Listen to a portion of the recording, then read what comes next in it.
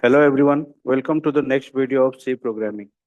In our previous videos, we have understood what we mean by if and multiple if along with if else.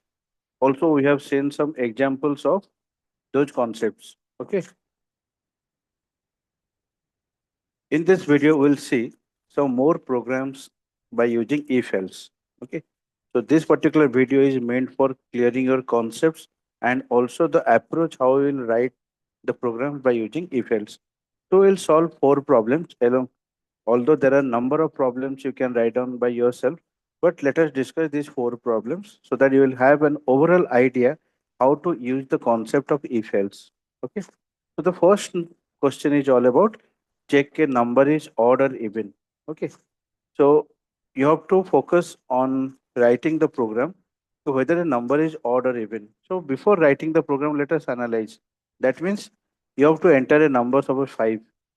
You will get the output is an odd number. Suppose you are entering the value as 8, you will get an even number. So how you know that a number is odd or even? Now any number which is divisible by 2 is my even number. If it is not divisible, then it's my odd number. Okay. So how will know that a number is divisible by 2? That means that particular number, if I'll divide by 2, the remainder will be 0. That means I'll do the modulus operation so that I can check what is the remainder.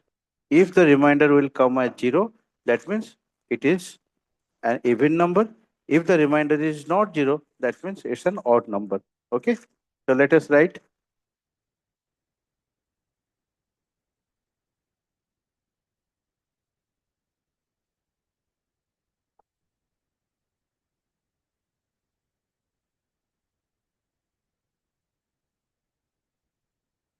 So you have to declare a number, and as per our requirement, you have to take the input for the number.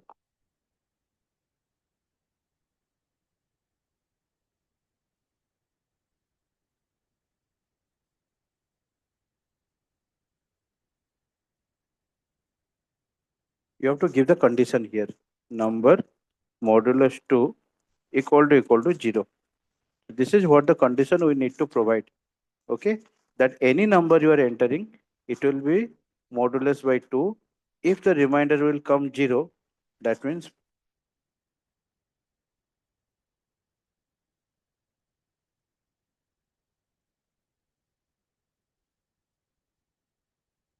done. But if the condition is false, that means modulus 2 is not equal to 0. Obviously it will come to the else part, and which will give you the output.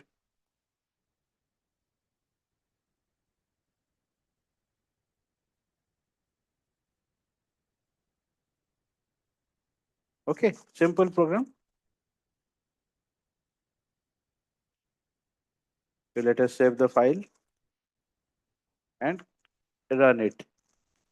The compile and execution we are doing, as there is no error during the compilation time. So let us execute. We are providing the value 5.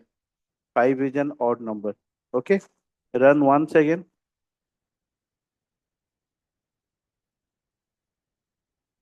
So 12. 12 is an even number. Okay.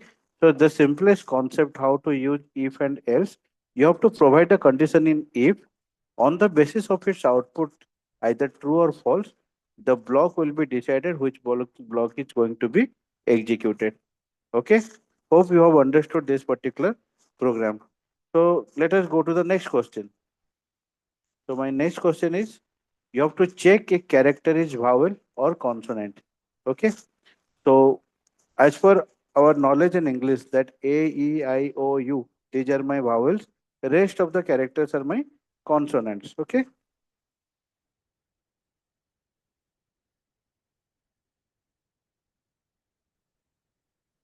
So how to write this one?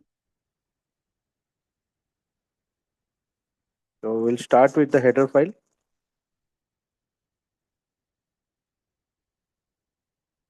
I need a character variable. So I'll take the input for that.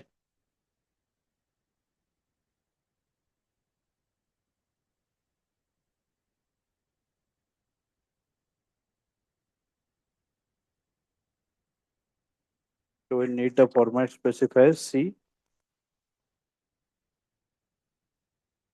Okay. I need to give the condition. What I'll give? If ch equal to a.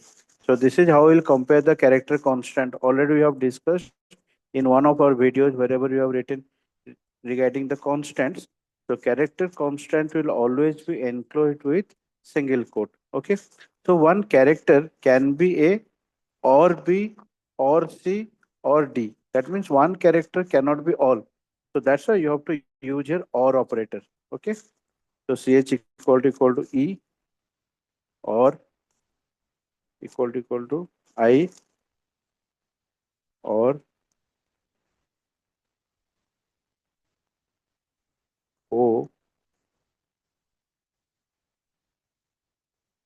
U. Okay. But we have to write for all cases like capital and small. Clear? So we'll copy and paste it for rest of the five. Okay. So A E I O U for small, rest A E I O U for capital. Because anything you can take input either small letter or capital letter because you don't have control on others. So you may write for five small, but people will give you the input in capital. So in either 10 cases, any one case will execute. That means you have to write vowel. Okay. But if none of the 10 cases will execute, that means it will come to the else case.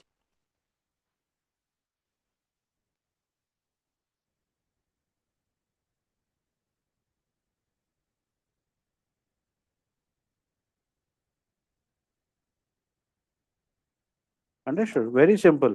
You have to just give the condition as per your logic, but with or operator. If any 10 cases, any one of the 10 cases will be satisfied, that means it will come to the if block and it will print return vowel. But if none of the case will be satisfied, then it will come to the else case and it will print return consonant.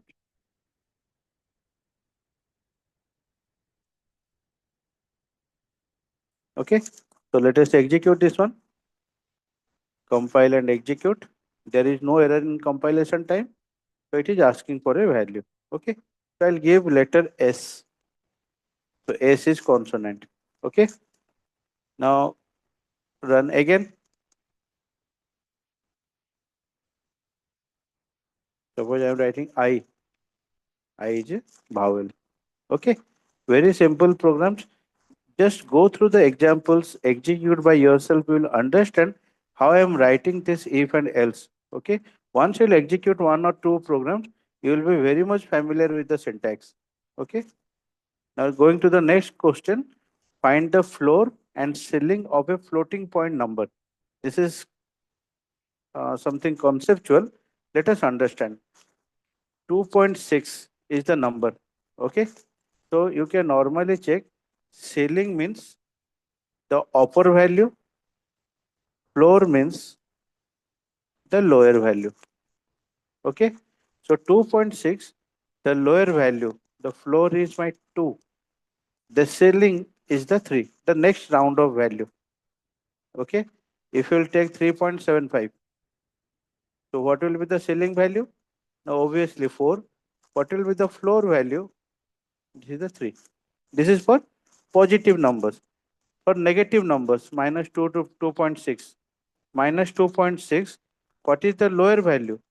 Lower value is minus 3, which is my floor. Minus 2.6, what is the upper value? Now minus 2, this is the ceiling value. Just the opposite of the positive number.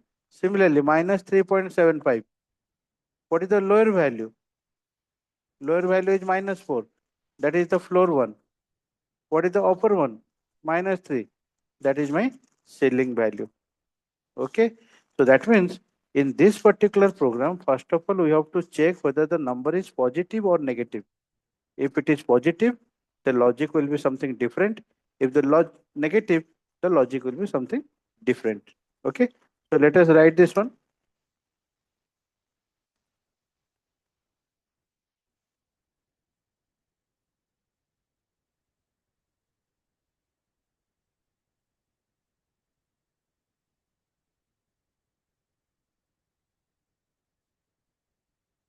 So first of all, I have to declare a floating point number. Okay. Now I need two values, one my floor value, one my ceiling value. Okay. I need to take the input in floating point format.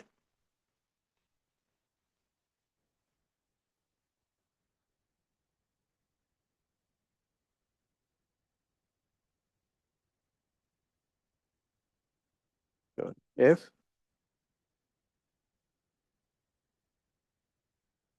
Okay. So now I have taken the value in floating point number format. Clear? First of all, I have to check the number is positive or negative. So if my number is greater than 0, means what? It's a positive number. Positive number means about 2.6. If I'll assign or do the type conversion, then it will be automatically converted to 2. And that is my floor value. Okay. So what will be my ceiling value? Now whatever my floor value plus 1. So let us do the raw for so that you can understand in a better way. Suppose I have taken 2.75 as the number. So 2.75, if I'll convert to integer, what will happen? Now 2. So that means the floor value is 2 here. And what about the ceiling value? 2 plus 1 equal to 3. This is what the output. So you need to do the type conversion from float to integer to get the floor value where? In positive number. Okay. But for negative number, this will be actually ceiling after doing the typecasting. Okay. Minus 2.6, if I'll convert to integer, so it will become 2. So that is the ceiling value. And what about the floor value? Ceiling minus 1. Okay. Let us do the raw work. Suppose the number is here minus 2.75. So if we'll convert to integer, so ceiling will become minus 2. And what about my floor? Minus 2 minus 1 will become minus 3. Understood? Okay. So you have to do some raw work before doing any operation. Floor value equal to percentage T and ceiling value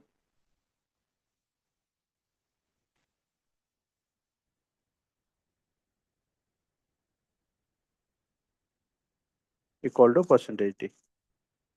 So first one my floor, second one the ceiling. Okay. Let us print the number also. Number is percentage F.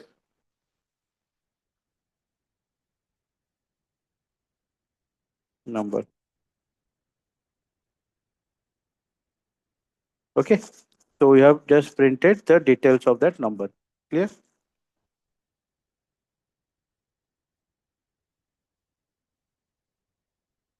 So let us compile and execute. Oh, okay, okay. We have forgotten the comma here. No issues. Done. So you have to enter the floating point number 2.76. So number is 2.76. Floor value is 2. The lower one, ceiling value is 3. The upper one. So let us check for the negative number also. So minus 3.25. So see minus 3.25, floor value is minus 4, ceiling value is the minus 3. Okay. So this is completely similar to the previous programs, only the logic will be different. Okay. Now after completing this, let us go to the next question. That is what? Check a year is leap year or not. Okay. We all know how to check a leap year. Okay. But there is some calculation here that we need to understand. So to check a year is leap year or not, first of all, we have to take the input.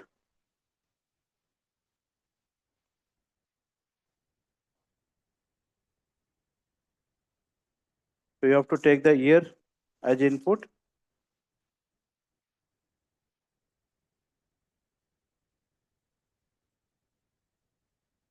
Okay. So you have to give the condition here.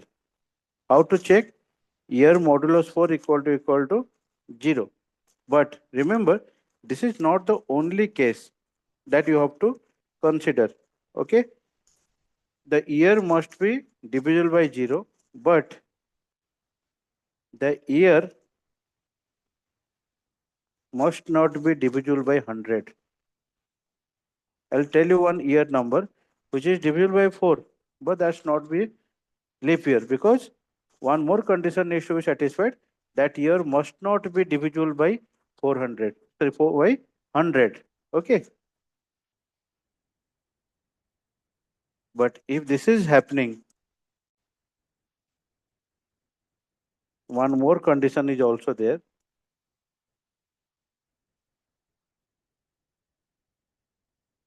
Okay. And this entire needs to be stored inside the bracket. So there are two different cases are there, that if a year is divisible by 4, it must not be divisible by 100. Or if the year is directly divisible by 400, that means it's a leap year. Okay. We will do the calculation for that also.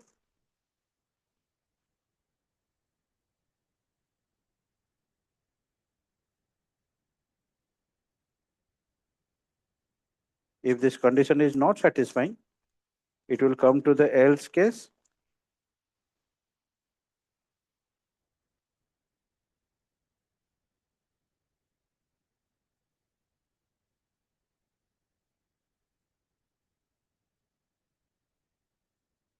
Okay.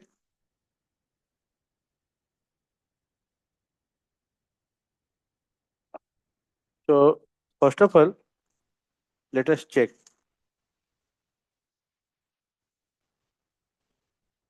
Suppose 2000. 2000 is a year which is a leap year. 1996 is also a leap year. 1992 is also a leap year. But if you'll consider 1900, the year 1900, it is divisible by 4 or not? 4. Okay. Now this is 4, 4, 16, 30, 4, 7, 28, 20. That means divisible by 4. But 1900 is not a leap year. For that only, the condition is given that any year is divisible by 4 doesn't mean it's a leap year. That year must not be divisible by 100, but this is also divisible by 100. So it's not a leap year. Okay. So if you'll check 1900, it must show it's not a leap year.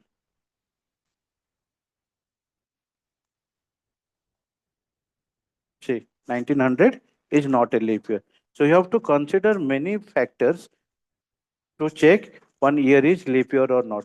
Okay. So through this video, what actually we have tried how just to know you how you need to write a program by using if else. Okay. So program writing is very easy if you're understanding the concept and visualizing the principle or the process. Okay. So just a simple suggestion, everyone execute these programs, get the output and do some more programs for your practice. Okay. The concept is very easy. So thank you everyone for watching this video.